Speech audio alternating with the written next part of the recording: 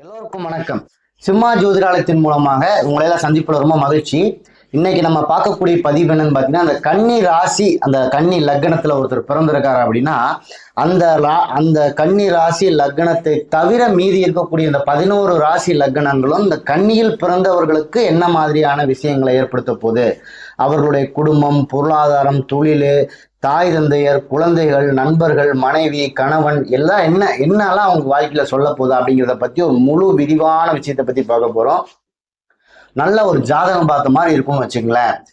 பொதுவாக இந்த கன்னி ராசி லக்னத்துல ஒருத்தர் பிறந்திருக்காரு அப்படின்னாலே அந்த சுத்தம் பார்க்கக்கூடிய நபர்களா இருப்பார். சுத்தமா டிசிப்ளின், அந்த ஒரு நீட்டா இருக்கணும் அப்படின்னு நினைக்கக்கூடிய, நான் இந்த இடத்துக்கு போனாலும் சரி, நான் இருக்கக்கூடிய இடமா இருந்தாலும் சரி, என்னை சுத்தி இருக்கக்கூடிய இடமா இருந்தாலும் சரி, நபர்களா இருந்தாலும் சரி, ரொம்ப நீட்டா இருக்கணும்ப்பா, சுத்தமா இருக்கணும் அப்படின்னு ஹைஜீனிக் பார்ப்பாங்க ரொம்ப இந்த கன்னி ராசிக்கு லக்னத்தில் பிறந்தவர்களே.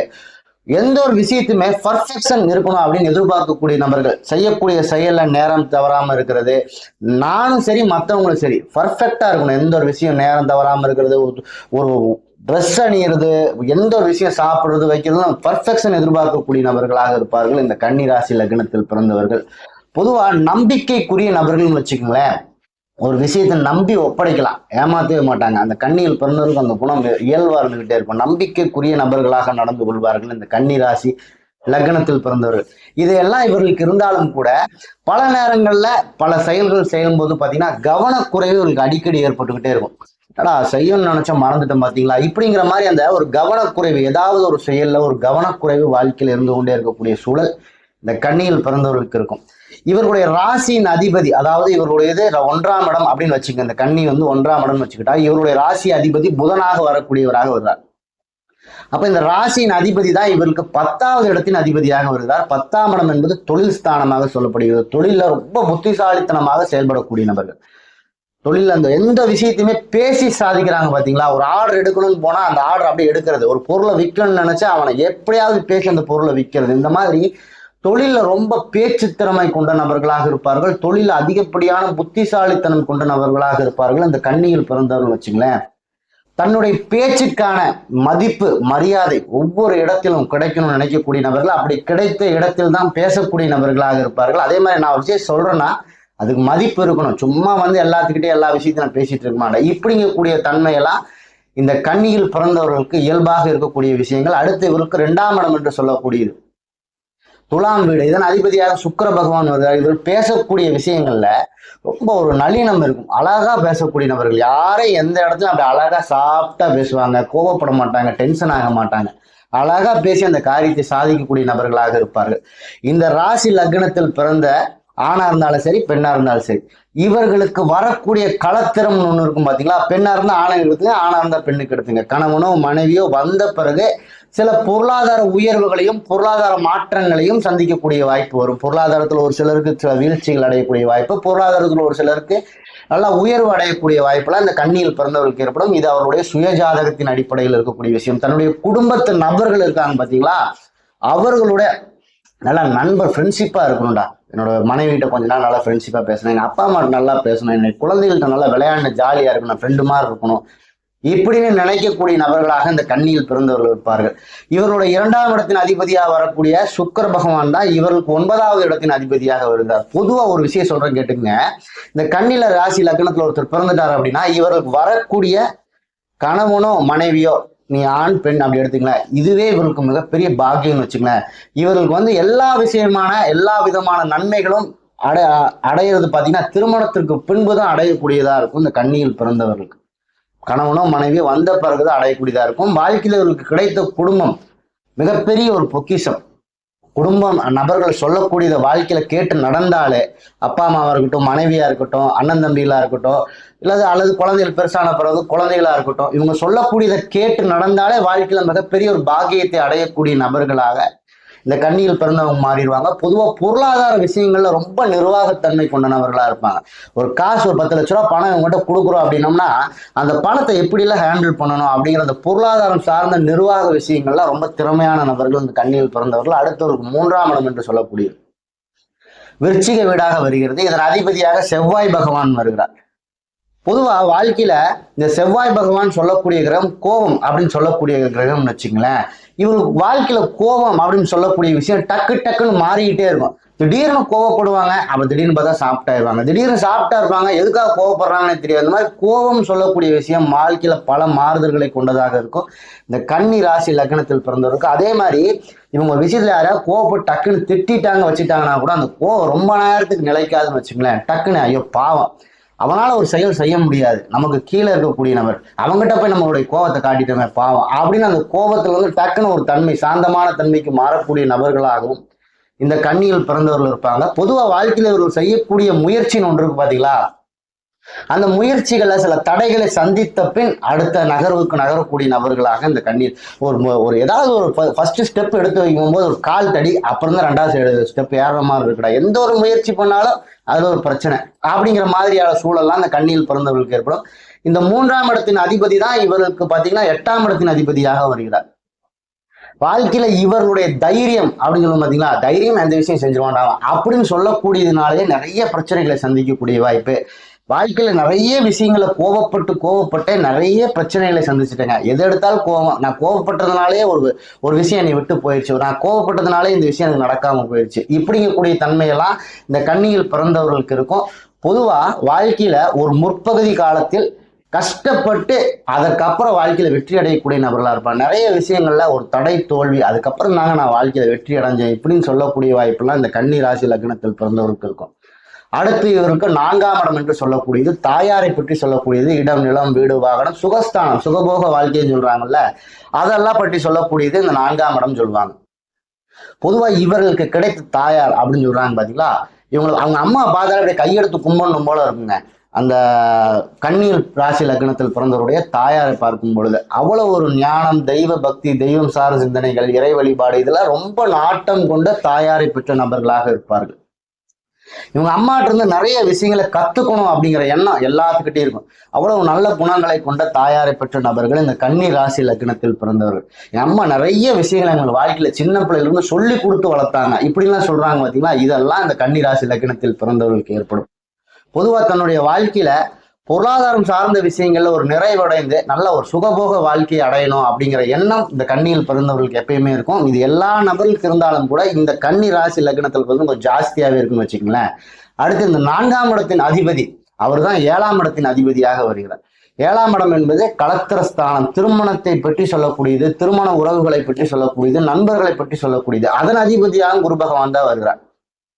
இவங்க அம்மாவை பாக்குறப்ப எப்படி ஒரு மரியாதை, ஒரு தெய்வ சிந்தனை எல்லாத்துக்கும் வரும் அப்படின்னுக்கோ அதே மாதிரி இவருக்கு வரக்கூடிய களத்திரம், கணவனோ மனைவியோ, பெண்ணா இருந்தா ஆணுக்கு எடுத்துங்க, ஆணா இருந்தா பெண்ணுக்கு எடுத்துங்க, கணவனோ மனைவியோ வரக்கூடிய களத்திரமும் அந்த தெய்வத்தின் மீது ரொம்ப நம்பிக்கை கொண்ட நபர்களாக இருப்பார்கள். இவருக்கு வரக்கூடிய களத்திரம் எந்த ஒரு விஷயத்தையும் விட்டு கொடுத்து போறது, ஒரு தாராள மனப்பான்மை இருக்கிறது, சமநிலையோடு நடக்கிறது, இதெல்லாம் இவருக்கு வரக்கூடிய களத்திரத்திடம் இருக்கும். ரொம்ப நல்லவங்க, நிறைய விஷயங்களை எனக்கு கற்றுக் கொடுத்துருக்காங்க எங்க மனைவி, இல்லை என் கணவன் வந்து எனக்கு நிறைய விஷயத்தை கற்றுக் கொடுத்துருக்காரு இப்படின்னு சொல்லக்கூடிய வாய்ப்புலாம் இந்த கன்னிராசி லக்னத்தில் பிறந்தவர்களுக்கு இருக்கும். பொதுவாக இவர்களுடைய நண்பர்கள் வட்டாரம் இருக்கு பார்த்தீங்களா, இதுவே மிகப்பெரிய ஒரு விஷயம். நிறைய நல்ல அறிவுரைகளையும் நல்ல ஞானத்தையும் சொல்லி கொடுக்கக்கூடிய நண்பர் வட்டாரங்களை கொண்ட நபர்களாக இருப்பார்கள். அந்த மாதிரி நண்பர்களோட தான் பழக்க வழக்கம் வச்சுக்கணும்னு நினைக்கக்கூடிய நபர்களாக இருப்பார்கள். அதே மாதிரி பார்த்தீங்கன்னா இந்த கன்னி ராசி லக்னத்தில் பிறந்தவருக்கு 7ஆம் இடம் பாதகஸ்தானமாக வருகிறது. அதன் அதிபதியாகவும் குரு பகவான் தான் வருகிறார். பொதுவாக ஒருவருடைய சுய ஜாதகத்தின் அடிப்படையில் எடுத்து பார்க்கும் பொழுது இப்ப நான் சொல்லியிருக்கக்கூடிய இந்த 7ஆம் இடம் விஷயம்லாம் நல்லதா இருந்தாலும் கூட ஒருவருடைய சுய ஜாதகத்தின் அடிப்படையில அடிக்கடி எல்லா விஷயமும் இருந்தாலும் கூடங்க, எனக்கும் என் மனைவிக்கும் அல்லது எனக்கும் என் கணவனுக்கும் நான் நல்லா நடந்துக்கணும்னு நினைக்கிறேன், ஆனா ஏதாவது ஒரு கருத்து முதல்ல எங்க ரெண்டுத்துக்குள்ள வந்துகிட்டே இருக்கு, ஏதாவது ஒரு பிரச்சனை வந்துகிட்டே இருக்கு இப்படின்னு சொல்லக்கூடிய வாய்ப்பும் இந்த கன்னியில் பிறந்தவர்களுக்கு ஏற்படும் வச்சு. ஏன்னா அது 7ஆவது இடம் பாதகஸ்தானமாக வருகிறது காரணத்தினால.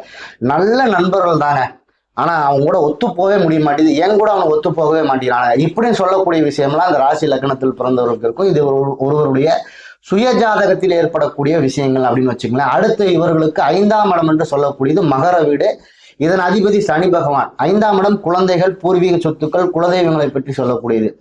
நல்ல ஒரு நேர்மையான சிந்தனை கொண்ட குழந்தைகளை பெற்ற நபர்களாக இருப்பார்கள். என்னுடைய பிள்ளைய ரொம்ப நான் தங்கமானவங்க, அந்த தவறை செய்யவே மாட்டாங்க இப்படிலாம் ஒருத்தர் சொல்றாரு பார்த்தீங்களா, அந்த மாதிரி சொல்லக்கூடிய நபர்களாக இருப்பார்கள் இந்த கன்னியில் பிறந்தவங்க. தப்பு பண்ண மாட்டாங்க என் பையன் அப்படின்னு சொல்லக்கூடிய நபர்களாக இருப்பார்கள் இந்த ராசி லக்னத்தில் பிறந்தவர்கள். பொதுவா எந்த விஷயத்திற்குமாக இவருடைய குழந்தைகள் இருக்காங்கன்னு வச்சுக்கங்க, இப்ப இந்த ராசி லக்னத்துல பிறந்தவருடைய குழந்தைகள் இருக்காங்கன்னு வச்சுக்கங்க, ஒரு 40 வயசு 50 வயசு ஆயிடுச்சு, உங்களுக்கு குழந்தைகள் 15 வயசு அப்படிலாம் இருக்குன்னா, எந்த ஒரு விஷயத்தையும் எந்த நிலைக்கு இறங்கி செய்யக்கூடிய குழந்தைகளை பெற்ற நபர்களாக இருப்பாங்கன்னு வச்சுக்கங்களேன். என்னுடைய பிள்ளைகள் பாரபட்சமே பார்க்க மாட்டாங்க, எந்த விஷயம் யாருக்காக இருந்தாலும் உடனே இறங்கி செய்வாங்க இப்படின்னு சொல்லக்கூடிய குழந்தைகளை பெற்ற நபர்களாக இருப்பார்கள். இதே மாதிரி என்னோட குழந்தைகள் நல்ல ஒரு உழைப்பாளிங்க, வாழ்க்கையில் நல்லா உழைச்சு மேல வரணும்னு நினைக்கிறேன் நானே, அல்லது உழைத்து மேல வந்தவங்க என்னுடைய குழந்தைகள் இப்படின்னு சொல்லக்கூடிய வாய்ப்பெல்லாம் இந்த ராசி லக்னத்தில் பிறந்தவர்களுக்கு ஏற்படும். இந்த 5ஆம் இடத்தின் அதிபதியே 6ஆம் இடத்தின் அதிபதியாக வர்றதுனால இந்த குழந்தைகள் நல்ல ஒரு திறமையான குழந்தைகள் இருந்தாலும் கூட, ஆனா அவங்கள பத்தி ஏதாவது ஒரு மனக்கவலை கொண்ட நபர்களாக இந்த ராசி லக்னத்தில் கன்னி ராசி லக்னத்தில் பிறந்தவர்கள் இருப்பாங்க. நான் சொல்றதே கேட்க மாட்டாங்க, ஏதாவது ஒரு ஆப்போசிட்டா தான் செய்யறான் இப்படின்னு சொல்லக்கூடிய வாய்ப்பெல்லாம் இந்த ராசி லக்னத்தில் பிறந்தவர்களுக்கு ஏற்படும். அல்லது சரியா படிக்க மாட்டேங்கிறான், நான் சொல்றது கேட்க மாட்டேங்கிறான், ஏதாவது ஒரு கவலை, குழந்தைகளை பற்றின ஏதாவது ஒரு மனக்கவலை கொண்ட நபர்களாக இந்த ராசி லக்னத்தில் பிறந்தவர்கள் இருப்பார்கள்.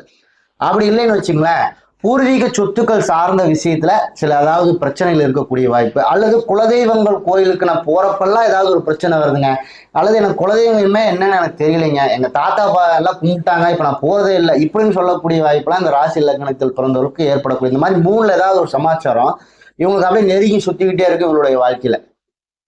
அடுத்து 1 10 முடிச்சாச்சு, 2 எல்லாம் முடிச்சாச்சு, 5 6 முடிச்சாச்சு. அதுக்கு அடுத்து பாத்தீங்கன்னா இவர்களுடைய 11வது இடமாக வரக்கூடியது. இந்த 11வது இடம் என்று சொல்லுங்க லாபத்தை பற்றி சொல்லக்கூடியது. இது கடக ராசியாக வருகிறது. இதன் அதிபதியாக சந்திர பகவான் வருகிறார். பொதுவா இந்த சந்திரன் சொல்லக்கூடிய கிரகம் பார்த்தீங்கன்னா மனோகாரகன். வாழ்க்கையில மனசுல ஒரு விஷயத்த முடிவு பண்ணிட்டாங்கன்னு வச்சுக்கங்களேன், அது எவ்வளவு பெரிய விஷயமா இருந்தாலும் அதை அடைந்து தீரக்கூடிய நபர்களாக இந்த ராசி லக்னத்தில் பிறந்தவர்கள், கன்னி ராசி லக்னத்தில் பிறந்தவர்கள். மனோம் தான் இவங்களுக்கு மிகப்பெரிய ஒரு லாபம். மனோதிடம் சொல்றாங்களா, எல்லா விஷயத்தையும் மனதால் சாதிக்கக்கூடிய நபர்கள் இந்த கன்னி ராசி லக்னத்தில் பிறந்தவர்கள். நீ மனசுல என்ன ஆழமா நினைக்கிறியோ அது உன்னுடைய வாழ்க்கையில நடக்கும் சொல்லுவாங்கல்ல, அந்த மாதிரி மனசுல நிறைய விஷயங்களை ஆழமா நினைச்சே நிறைய சாதனைகளை புரிந்த நபர்களாக இருப்பார்கள் இந்த ராசி லக்னத்தில் பிறந்தவர்கள் வச்சுக்கோங்களேன். பொதுவா இவர்களுக்கு தாயாரின் மூலம் நல்ல ஒரு வாழ்க்கையில ஒரு லாபம், நல்ல ஒரு முன்னேற்றம், அவர்களுடைய ஆதரவு, பொருளாதார ஆதரவு இதெல்லாம் இந்த கன்னி ராசி லக்னத்தில் பிறந்தவர்களுக்கு எப்பயுமே அந்த அம்மா ஃபுல் சப்போர்ட்டுங்க எனக்கு இப்படின்னு சொல்லக்கூடிய தன்மை இந்த ராசி லக்னத்தில் பிறந்தவர்களுக்கு எப்பயுமே இருந்துட்டே இருக்குன்னு வச்சுங்களேன். குறிப்பா இந்த கன்னி ராசி லக்னத்தில் ஒருத்தர் பிறந்திருக்கார் அப்படின்னாலே இந்த வீட்டின் மூலமாக லாபம் வரக்கூடியது, வாகனத்தின் மூலமாக லாபம். இப்போ நம்ம இடம் வாங்குறோம் அப்படின்னா ஒரு 10 லட்சம் ரூபாய்க்கு வாங்குறோம்னா இவங்க கொடுக்கணும் முடிவு பண்றப்ப அது 10 10.5 லட்சம் 11 லட்சம் அப்படின்னு தான் போகும். அந்த வீட்டின் மூலம் ஒரு லாபம் அடையக்கூடிய, இப்போ ஒரு வாகனம் வாங்கி பயன்படுத்திட்டு இருக்கோம்னு வச்சுங்களேன், வாகனம் வாங்கி பயன்படுத்திட்டு இருக்கும்போது அந்த வாகனத்தை கொடுக்கும்போது எல்லாமே கொஞ்சம் கம்மியான விலைக்கு தான் கொடுப்போம். 30,000 வாங்கி ஒரு 20,000 ஏன்னா யூஸ் பண்ணதுக்காக. ஆனா இவங்க கொடுக்கறது பார்த்தீங்கன்னா 30,000 வாங்கி 35,000 கொடுக்குறது. இந்த மாதிரி ஏதாவது ஒரு வாகனத்தின் மூலம் ஒரு லாபம் அடையக்கூடிய வாய்ப்பு, ஒரு வீட்டின் மூலம் லாபம் அடையக்கூடிய வாய்ப்புலாம் இந்த ராசி லக்னத்தில் பிறந்தவர்களுக்கு வாழ்க்கையில் ஏற்படக்கூடிய விஷயங்கள். அடுத்து ஒரு 12ஆம் இடத்தின் 12ஆம் இடமாக வரக்கூடியது சிம்ம வீடாக வருகிறது. இதன் அதிபதியாக சூரிய பகவான் வருகிறார். பொதுவா வாழ்க்கையில நான் அமைதியா இருப்பேங்க, எந்த பிரச்சனையும் டிப்ரெஷனே இல்லாம இருப்பேன். ஆனா எனக்கு ஏதாவது ஒரு பொறுப்பை தூக்கி கொடுத்தாங்கன்னு வச்சுங்களேன், அதுவே மிகப்பெரிய ஒரு பாரமா மாறிடுங்க, அதனால நிறைய மன உளைச்சல் அடையிறேங்க இப்படின்னு சொல்லக்கூடிய வாய்ப்பெல்லாம் இந்த ராசி லக்னத்தில் பிறந்தவருக்கு ஏற்படும். நிர்வாகம் அப்படின்னு சொல்லக்கூடிய விஷயங்கள்ல தனக்கு கீழ் இருக்கக்கூடிய நபர்களால சில நிர்வாகத்தினால் என்ன பண்ணும் ரொம்ப டார்ச்சர் பண்றானுங்க போட்டு இப்படின்னு சொல்லக்கூடிய வாய்ப்பு, அல்லது தனக்கு நான் வேலை செய்யக்கூடிய இடத்துல அல்லது தான் செய்யக்கூடிய தொழில தனக்கு மேல ஒருத்தர் இருப்பான் பாத்தீங்களா, ஒரு ஆர்டர் கொடுக்கறவனா இருப்பான் அல்லது மேனேஜரா இருப்பான். இவர்கள் மூலியமாக நிறைய டிப்ரெஷன், மனம் சார்ந்த விஷயங்கள்ல தொந்தரவுகளை அனுபவிக்கக்கூடிய வாய்ப்பெல்லாம் இந்த கன்னி ராசி லக்னத்தில் பிறந்தவர்களுக்கு ஏற்படும்.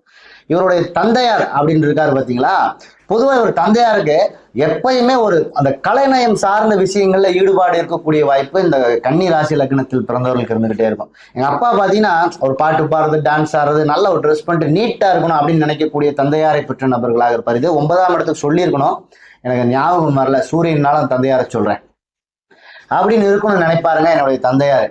அப்படியெல்லாம் இல்லாட்டியும் கூட ஒரு வாரத்துக்கு அவர் முதல்ல கேட்டு பாருங்களேன், வாரத்துக்கு ஒரு சினிமாவாவது பாத்துறீங்களாப்பான்னு கேட்டு பாருங்க, ஆமான்னு சொல்லுவார். அந்த மாதிரி ஒரு கலை சார்ந்த விஷயங்கள்ல ஈடுபாடு கொண்ட நம்ம பெற்ற தந்தையார இருப்பாங்க இந்த கன்னி ராசி லக்னத்தில் பிறந்தவருடைய தந்தையார்னு வச்சுங்களேன். ஆனா இந்த சூரிய பகவானே இவர்களுக்கு 12ஆம் இடத்தின் அதிபதியாக வரக்கூடிய காரணத்தினால தந்தையாருடன் வாழ்க்கையில அடிக்கடி சில கருத்து முதல் இருந்துட்டே இருக்கும். நான் சொல்றது எங்க அப்பா கேட்க மாட்டாருங்க, இல்ல எங்க அப்பா சொல்றது நான் கேட்க மாட்டேறேங்க, என்ன காரணமோ தெரியல, நல்லதுதான் சொல்றாரு, ஆனா ஏதாவது ஒன்று சொல்லிட்டே இருக்காருங்க, இப்படி சொல்லக்கூடிய வாய்ப்பெல்லாம் இந்த கன்னி ராசி லக்னத்தில் பிறந்தவர்களுக்கு ஏற்படும். இதெல்லாம் இந்த ராசி லக்னத்தில் பிறந்தவருடைய அந்த 12 ராசிகளும் இவருக்கு ஏற்படுத்தக்கூடிய தன்மைகள்னு வச்சுக்கோங்களேன். நான் சொல்லக்கூடிய விஷயம்லாம் உங்களுக்கு பிடிச்சிருக்கு அப்படின்னா என்னுடைய சேனல் ஒரு லைக் பண்ணுங்க, ஷேர் பண்ணுங்க, ஒரு சப்ஸ்கிரைப் பண்ணுங்க. அடுத்தடுத்த பதிவுகள் உங்களுக்கு கிடைப்பதற்கு எனக்கு உதவியா இருக்கும். நன்றி.